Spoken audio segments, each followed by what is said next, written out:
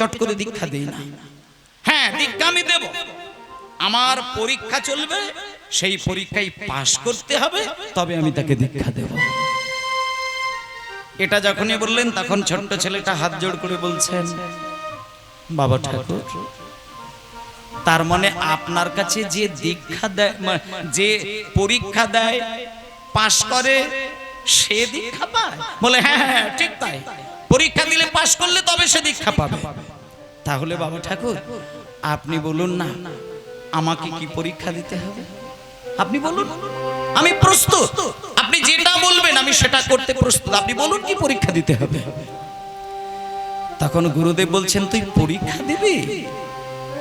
তাহলে শোন, এই কে আছিস,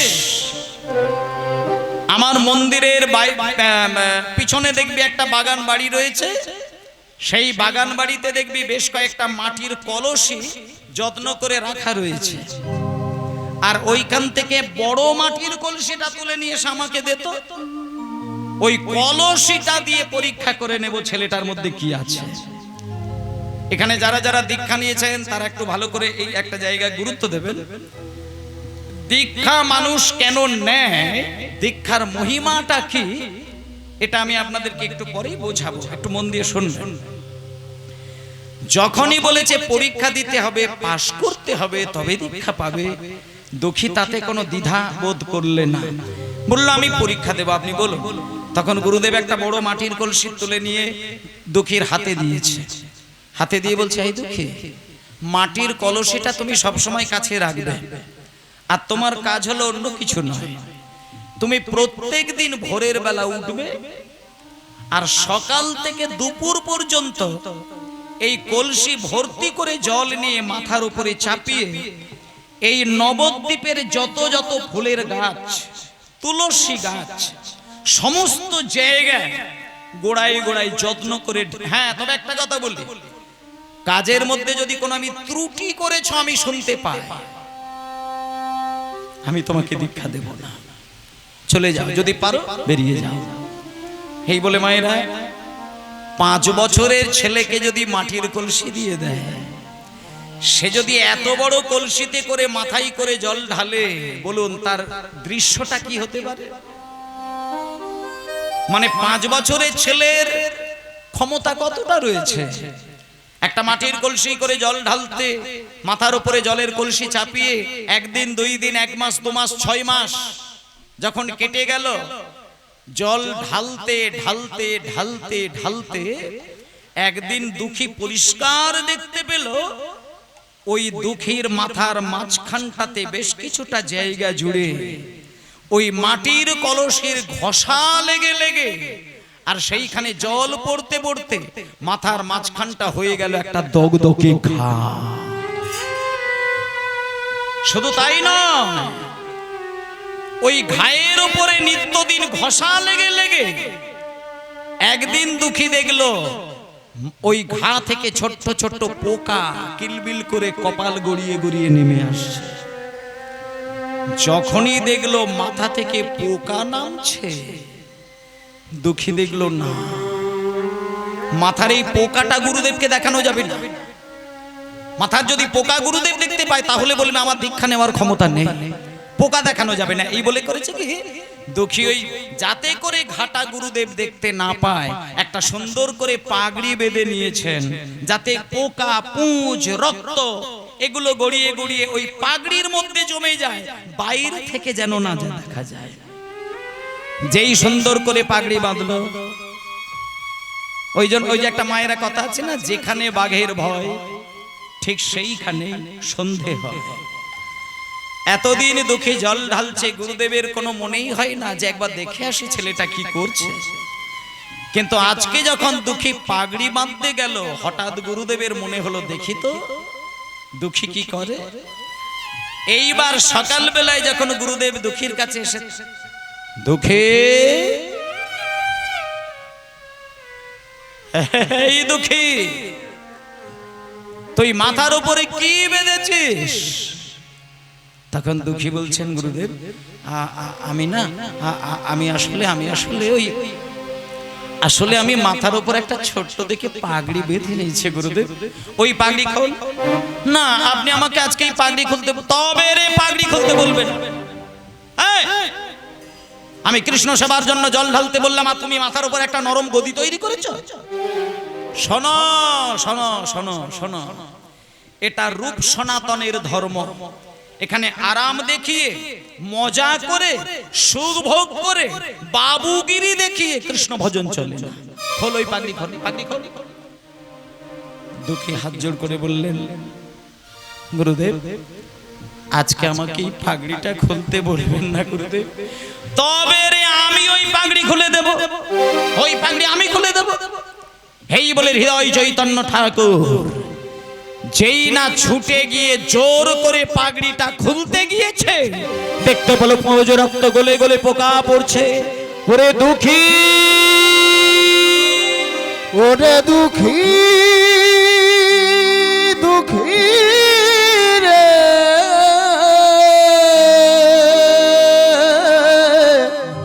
এ তুই কি করেছিস? ওরে দুঃখী রে,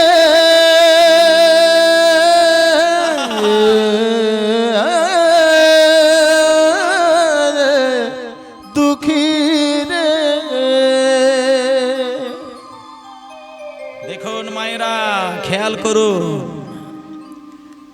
যখনই গুরুদেব পাগড়িটাকে টেনে শুধু খুলে দিল, দেখলো মাথা থেকে গল গল করে পুঁজ রক্ত আর পোকা। সঙ্গে সঙ্গে গুরুদেব বলছে, দুঃখী তুই কি করেছিস? তোর মাথায় দগদগে ঘা, পুঁজ রক্ত গলে গলে পড়ছে, পোকা কিলবিল করছে। তুই আমাকে আগে জানাস না? এই দুঃখী, তুই যদি মাথার ঘাটা শুরুতে আমাকে জানাতিস, আমি বড় বড় চিকিৎসক ডেকে তোর মাথার ঘা আমি সারিয়ে দিতাম। তখন দুঃখী হাত জোড় করে বলছেন, গুরুদেব গুরুদেব আপনি যদি আমার চিকিৎসার ব্যবস্থা করে ঘা সারিয়ে দিতেন, আমি হয়তো ঘা সারিয়ে নিতাম, কিন্তু আমি যে কৃষ্ণ সেবা থেকে বঞ্চিত হয়ে যেতাম গুরুদেব। বলুন এত বড় কথা কে বলতে পারে? সঙ্গে সঙ্গে গুরুদেব বুকে জড়িয়ে ধরে বলছে, ওরে দুঃখী, আমি যদি তোকে দীক্ষাটা না দিই, আমি ভগবানের কাছে অপরাধী হয়ে যাব। হায় বাবা, আমি তোকে আর কিচ্ছুটি বলতে পারছি না, আমি তোকে দীক্ষা দিয়ে দিলাম, আমি তোকে দীক্ষা দিয়ে দিলাম। চলে যা, তুই মধুময় শ্রীধাম বৃন্দাবনে চলে যাবি। সেইখানে গিয়ে তুই, আমি বলে দিলাম, জীব গোস্বামী পাদের চরণ জড়িয়ে ধরে কাঁদবে। সেইখানে গিয়ে তুই রাধা গোবিন্দের সেবা শিক্ষা পাবে। আজ থেকে আমি তোর নাম রাখলাম কৃষ্ণ দাস, কৃষ্ণ দাস, কৃষ্ণ দাস। ব্যাস, দুঃখের দীক্ষা হয়ে গেল। তাই আপনাদেরকে যে কথাটা বলার, আপনারা বর্ধমানের অম্বিকা কালনায়, যেখানে আপনাদের এই মেদিনীপুর জেলার ছোট্ট ছেলেটা গিয়েছিল এবং সেই হৃদয় চৈতন্য ঠাকুরের কাছ থেকে যার দীক্ষা হলো, সেই জায়গাটা অবশ্যই দর্শন করে আসবেন। তারপরে ওই ছেলেটা হৃদয় চৈতন্যের কাছ থেকে দীক্ষা গ্রহণ করে চলে গেল কোথায়? বৃন্দাবনে। এবার সেই বৃন্দাবনে চলেছে দুঃখী, নাম হয়ে গেল তার কৃষ্ণদাস। কৃষ্ণদাস নাম নিয়ে আর হৃদয়ে দীক্ষা মন্ত্র জড়িয়ে ধরে আর বৃন্দাবনে যাওয়ার বাসনা নিয়ে চললেন বৃন্দাবনে। আমি হরি বলবো রাধা মদন মোহন হের গো, আমি হরি হরি বলবো রাধা মদন মোহন হের গো, আমি হরি বলবো রাধা মদন মোহন হের গো, আমি হরি বলবো। এইভাবে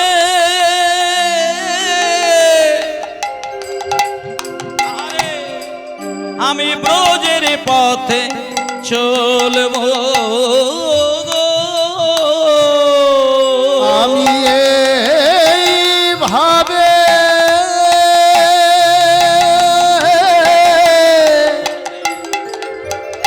ব্রজের পথে চলে গো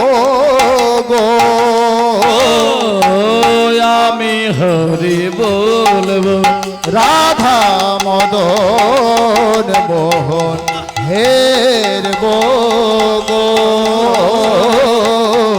আমি হরি বলবো রাধা মদন মোহন হের গো আমি হরি বলবো। তাহলে মায়েরা আজকে যে ছেলেটার নাম হয়েছিল দুঃখী, সেই ছেলেটারই নাম হয়ে গেল কৃষ্ণদাস।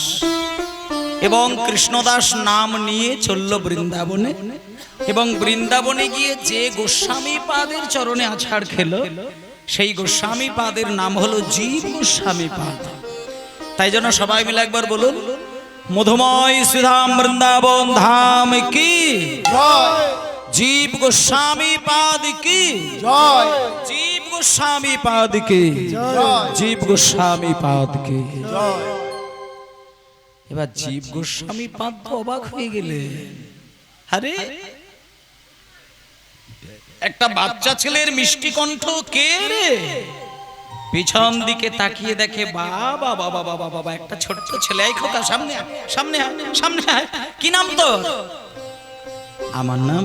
হ্যাঁ তোর নাম, তোর নাম কি? আমার নাম হচ্ছে ওই আমার নাম হচ্ছে ওই দুঃখী কৃষ্ণ দাস। কি নাম বললি? দাঁড়া দাঁড়া দাঁড়া দাঁড়া, নামটা একটু ঠিক করে বল, কি নাম? আমার নাম হচ্ছে দুঃখী কৃষ্ণ দাস। দুঃখী কৃষ্ণ দাস? হ্যাঁ দুঃখী কৃষ্ণ দাস। শোন শোন বাবা শোন, নামটা আগে ঠিক করে বল, নামটা আমার কাছে পরিষ্কার হচ্ছে না।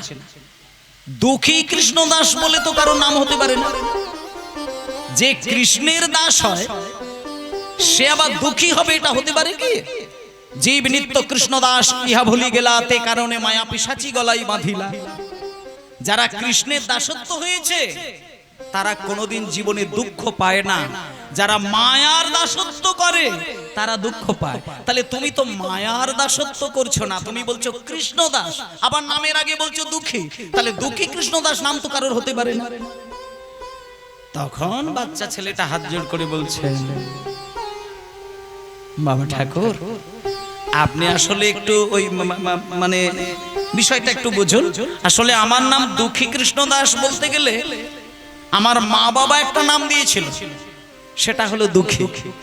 আর আমার দীক্ষা গুরু যিনি, তিনি আমার নাম দিয়েছেন কৃষ্ণ দাস। আর কেউ যদি জিজ্ঞেস করে আমি মা বাবার দেওয়া নাম আর গুরুদেবের দেওয়া নাম, দুটো নামকে একসঙ্গে জুড়ে দিয়ে বলি দুঃখী কৃষ্ণ দাস। বলে ও আচ্ছা, এইবার বুঝলাম, এইবার বুঝলাম। বেশ বেশ বেশ, তাহলে তোমার মা বাবা দিয়েছিল দুঃখী আর তোমার গুরুদেব দিয়েছিল কৃষ্ণ দাস, তাই তো? তা যদি হয় তাহলে এইবার বলো তোমার গুরুদেবের নামটা কি? আমার গুরুদেব নাম, আমার গুরুদেবের নাম হচ্ছে হৃদয় চৈতন্য ঠাকুর। দাঁড়াও দাঁড়াও, কি নাম বললে? হৃদয় চৈতন্য ঠাকুর। হ্যাঁ গুরুদেব। শোনো, হৃদয় চৈতন্য ঠাকুরের শিষ্য তুমি মানে তো ছেলে মানুষের কথা নয়, এটা তো ফেলে দেওয়ার কথা নয়। কারণ হৃদয় চৈতন্য ঠাকুর লোকে জানে, কিন্তু আমরা কিছু গোপন কথা জানি যেটা সবাই জানে না। তুমি কি সেটা জানো? না বাবা ঠাকুর আমি তো জানি না। শুনবে? শোনো, হৃদয় চৈতন্য ঠাকুরের নামটা হৃদয় চৈতন্য ছিল না, ওনার আসল নামটা ছিল হৃদয় আনন্দ ঠাকুর।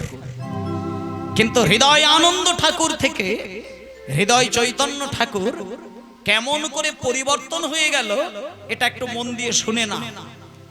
একদিনকে তোমার যিনি গুরুদেব অর্থাৎ হৃদয় চৈতন্য ঠাকুর, ওনার গুরুদেব ছিলেন গৌরীদাস পণ্ডিত। মায়েরা এই কথাটা একটু গুরুত্ব দিয়ে শুনবেন। আজকে জীব গোস্বামী পাদ ওই বাচ্চা ছেলেটাকে বোঝাচ্ছেন যে কৃষ্ণদাস শোনো, তোমার গুরুদেবের যিনি গুরুদেব তার নাম হচ্ছে গৌরী দাস। একদিনকে একটা ঘটনা ঘটেছিল দোল পূর্ণিমার দিনে। দোল পূর্ণিমার দিনে তোমার গুরুদেবের যিনি গুরুদেব তিনি আশ্রমে ছিলেন না, কিন্তু ওই দোল পূর্ণিমাতে গুরুদেব আশ্রমে ছিল না, আর তোমার গুরুদেব একটা অনুষ্ঠান করেছিল, উৎসব করেছিল, যেখানে হাজার হাজার মানুষের সেবা হয়েছিল। কিন্তু পরবর্তীকালে যখন তোমার গুরুদেব আশ্রমে এসে শুনলেন যে আমি আশ্রমে ছিলাম না, অথচ আমার শিষ্য এত বড় অনুষ্ঠান করেছেন, রেগে গিয়ে তোমার গুরুদেবকে বলেছিল, হরির হৃদয়, আমি আশ্রমে না থাকায় তুই এত বড় উৎসব করলি, তোর এত বড় সাহস, তুই আমার আশ্রম থেকে চিরকালের জন্য বেরিয়ে যা। যখনই ঘাড়ে ধাক্কা দিয়ে আশ্রম থেকে বাইরে বার করে দিলেন, তোমার গুরুদেব হৃদয় আনন্দ ঠাকুর কোনো কিছু না বলে, আস্তে একটু আস্তে, তোমার গুরুদেব হৃদয় আনন্দ ঠাকুর মুখে কোনো কথা না বলে আশ্রম থেকে কাঁদতে কাঁদতে মাথা নিচু করে নীরবে বেরিয়ে গেলেন। দেখুন মায়েরা, গুরুর আদেশ, গুরুর শাসন কাকে বলে দেখুন। যখন হৃদয় আনন্দকে ধাক্কা দিয়ে আঘাত করে বার করে দিলেন, হৃদয় আনন্দ একটা কথা কিন্তু তার গুরুদেবকে বলেনি, কাঁদতে কাঁদতে নীরবে বেরিয়ে গেল।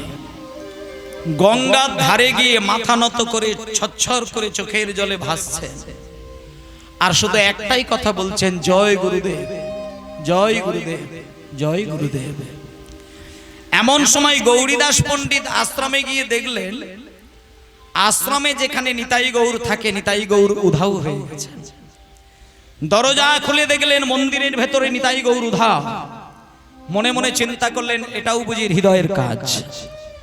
এই বলে একটা বেতের লাঠি নিয়ে গিয়ে গঙ্গার ধারে গিয়ে যখন হৃদয় আনন্দকে মারবে বলে লাঠিটা তুলল, হঠাৎ গৌরীদাস পণ্ডিত হৃদয় আনন্দের বুকের মাঝখানে দেখে নিতাই গৌর নাচিতেছে, গৌর নাচিতেছে, গৌর নাচিতেছে, নিতাই গৌর নাচিতেছে, গৌর নাচিতেছে, হৃদয় আনন্দের হৃদয় মাঝে নিতাই গৌর নাচিতেছে, আনন্দের হৃদয় মাঝে নিতাই গৌর নাচিতেছে, আনন্দের বুকের মাঝে তারে কি আর মারতে পারে, হৃদয় আনন্দের বুকের মাঝে, কি আর মারতে পারে, হৃদয় আনন্দের বুকের মাঝে, কি আর মারতে পারে, হৃদয় আনন্দের বুকের মাঝে, কি আর মারতে পারে, দেখে নিতাই গৌর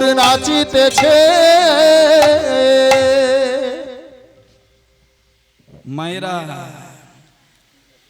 হৃদয় আনন্দের বক্ষ মাঝে যখনই দেখলেন সেই নিতাই গৌর নাচছে, সঙ্গে সঙ্গে গৌরীদাস বেতের লাঠিটা ফেলে দিয়ে হৃদয়কে বুকে জড়িয়ে ধরে বলল, ওরে হৃদয়, এই হৃদয়, এই হৃদয়, নিতাই আর গৌর এরা যে আমার বন্ধু, আমি জীবনে কোনোদিন আমার হৃদয় আমি তাদেরকে দেখিনি, আর তুই আমার শিষ্য হয়ে আমি দেখলাম তোর হৃদয়ের মধ্যে সাক্ষাৎ নিতাই গৌর নৃত্য করছে, নাচানাচি করছে, তাই আজ থেকে আমি তোর নাম হৃদয় আনন্দ রাখবো না। যে হৃদয়ের মধ্যে চৈতন্য মহাপ্রভুকে নাচতে দেখা যায়, তার নাম আর হৃদয় আনন্দ রাখবো না, আজ থেকে তোর নাম থাকবে হৃদয় চৈতন্য ঠাকুর। তাই জন্য জীব গোস্বামী পাদ আজকে ছোট্ট ছেলেটাকে বলছে, ওরে কৃষ্ণদাস, যে হৃদয় চৈতন্যের কাছ থেকে দীক্ষা নিয়েছিস, আসলে তার নাম ছিল হৃদয় আনন্দ ঠাকুর, কিন্তু একদিনকে তার হৃদয়ের মধ্যে স্বয়ং চৈতন্য মহাপ্রভু নেচেছিলেন, তাই সেই থেকে তার নাম হয়ে গেছে হৃদয় চৈতন্য ঠাকুর।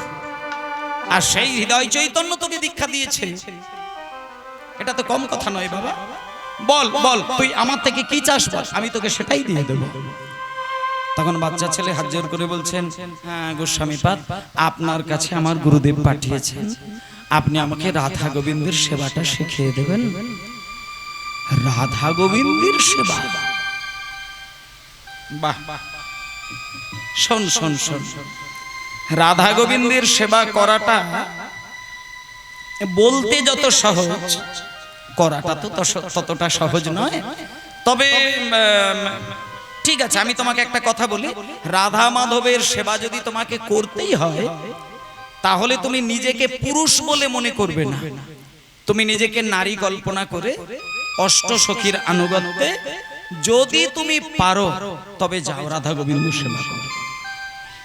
তখন ছেলেটা বললেন, গোস্বামী পাদ, আমি তো মা বাবার মুখে শুনেছিলাম, গুরুদেবের মুখে শুনেছিলাম, রাধা গোবিন্দের সেবা করতে গেলে নাকি 64 রকমের সেবা আছে। কেউ ফুল তোলে, কেউ মালা গাঁথে, কেউ বেশভূষা পরিয়ে দেয়, কেউ চন্দন ঘষে, কেউ তুলসী পত্র চয়ন করে। আমি কোন সেবাটা করব গুরুদেব? শোনো, তোমাকেও সবকিছু করতে হবে না। তুমি একবার হাতটা পেতে দাঁড়াও, আমি তোমাকে একটা ঝাঁটা দিচ্ছি, ঝাঁটাটা ভালো করে ধরো। আর এই যে ঝাঁটাটা আমি তোমাকে দিচ্ছি, তোমার কাজ হলো একটাই, তুমি নিত্যদিন ভোর 3টের সময় ঘুম থেকে উঠবে। আর ঘুম থেকে উঠেই তুমি কুঞ্জ মন্দিরের মধ্যে যাবে, আর এই সোনার ঝাঁটাটা তোমার সাথে রাখবে। এই ঝাঁটাটা নিয়ে গিয়ে সারা মন্দিরটাকে সুন্দর করে ঝাঁটিয়ে দেবে। এইটাই হবে তোমার কৃষ্ণ সেবা। এইবার কৃষ্ণদাস সোনার ঝাঁটাটিকে বুকের মাঝে জড়িয়ে ধরেছে, ঝাঁটাটিকে বুকের মাঝে জড়িয়ে ধরেছে কৃষ্ণদাস। সোনার ঝাঁটাটিকে বুকের মাঝে জড়িয়ে ধরেছে, আর চোখের জলে ভাসিয়ে বলছে, ওরে আমার বৃন্দাবনের ঝাঁটা রে, তোর ভাগ্যের বলিহারি যায়, তুই দিবানিশি রাধা গোবিন্দের চরণ ধুলায় স্নান করিস। আমায় কৃপা কর, আমিও তোর মতনে যেন রাধা গোবিন্দের চরণ ধুলায় স্নান করতে পারি। সোনার ঝাঁটাটিকে বুকের মাঝে জড়িয়ে কুঞ্জ মন্দিরের মধ্যে প্রবেশ করেছে। আর রাধা গোবিন্দের জয়ধ্বনি দেবার আগে একবার প্রাণ ভরে গুরুদেবের স্মরণ করেছে। গুরু আমার লোচন আনন্দ ধায় ধায় লোচন সবাই বলো হরি বল হরি বল। আনন্দ লোচন আনন্দ